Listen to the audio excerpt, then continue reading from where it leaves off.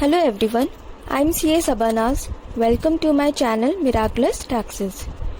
Tax audit season चल रहा है और ड्यू डेट है 30 सितंबर. So I thought of bringing a video that can help you all in preparing audit report. The topic of my video is important points to note while reporting under Form 3CA, 3CB and 3CD clause wise. जो भी points यहाँ बताए गए हैं वो guidance note की requirement के according है.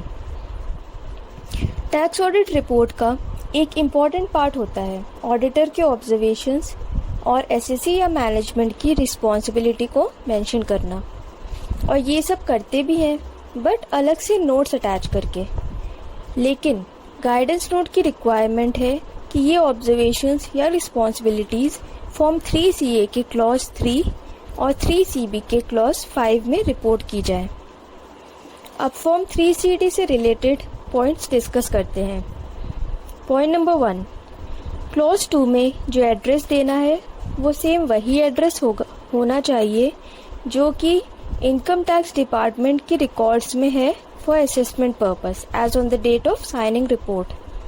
पॉइंट नंबर 2, क्लॉज 4 में ये पूछा गया है कि क्या एसएससी इनडायरेक्ट टैक्सेस पे करने के लिए लायबल है, और यदि है तो रजिस्ट्रेशन या आइडेंटिफिकेशन नंबर प्रोवाइड करना होगा.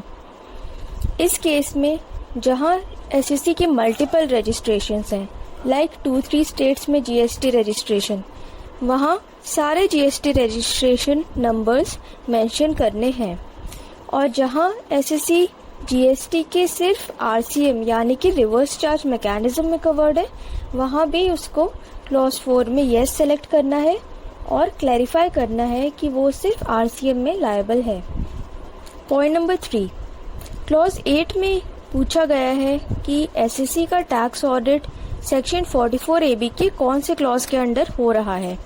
इस केस में ध्यान देने वाली बात यह है कि जो एसएससी किसी और लॉ के अंडर ऑडिट के लिए लायबल है, like in the case of companies, select option third provision to section 44AB audited under any other law. Point number 4, clause 10 में नेचर ऑफ बिजनेस और प्रोफेशन पूछा गया है. इस केस में जो भी प्रिंसिपल एक्टिविटीज हैं सबका नेचर ऑफ बिजनेस रिपोर्ट करना है. Point number 5, clause 11 maintenance of books of account से रिलेटेड है.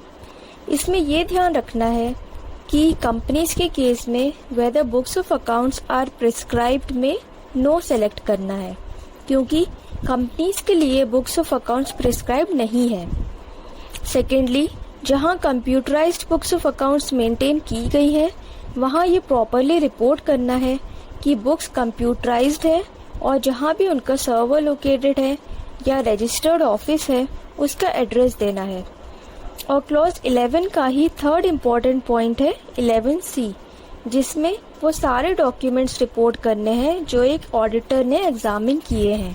वो डॉक्यूमेंट्स सिर्फ bank book, cash book, ledger नहीं है, बल्कि vouchers, inventory register, bank statements, agreements, credit और डेबिट नोट्स सब हैं, और ये सब रिपोर्ट करना है.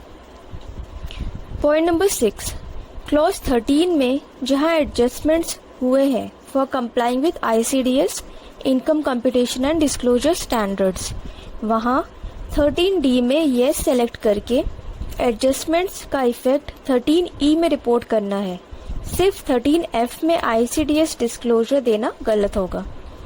पॉइंट नंबर 7, क्लॉज 14 में ड्यूटीज एंड टैक्सेस के इंक्लूड करने पर प्रॉफिट में जो भी इफेक्ट आएगा, इंक्रीज और डिक्रीज, वो भी रिपोर्ट करना है.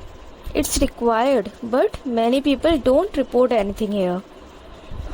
पॉइंट नंबर 8, क्लॉज 18 में सारे परचेज्ड एसेट्स की date of purchase and date of put to use required है करेक्टली और अलग अलग. पॉइंट नंबर 9, क्लॉज 21A में एक पॉइंट आता है asking for details of expenditure by way of any other penalty और फाइन नॉट कवर्ड अबव. इस पॉइंट में लेट फाइलिंग फी को रिपोर्ट नहीं करना है because late filing fee is not any penalty. Point number 10, clause 40 में नेट प्रॉफिट रेशियो कैलकुलेट करने के लिए नेट प्रॉफिट बिफोर टैक्स लेना है, नेट प्रॉफिट आफ्टर टैक्स नहीं। पॉइंट नंबर 11, क्लॉज 40 में stock in trade by turnover ratio calculate करने के लिए सिर्फ क्लोजिंग स्टॉक लेना है, स्पेयर्स, रॉ मटेरियल या वर्क इन प्रोग्रेस को नहीं।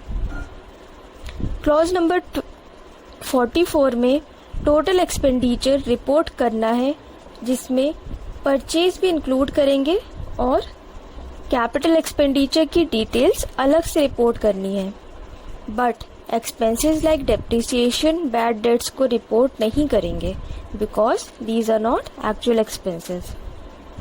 I hope this video will help you in preparing your tax audit report properly.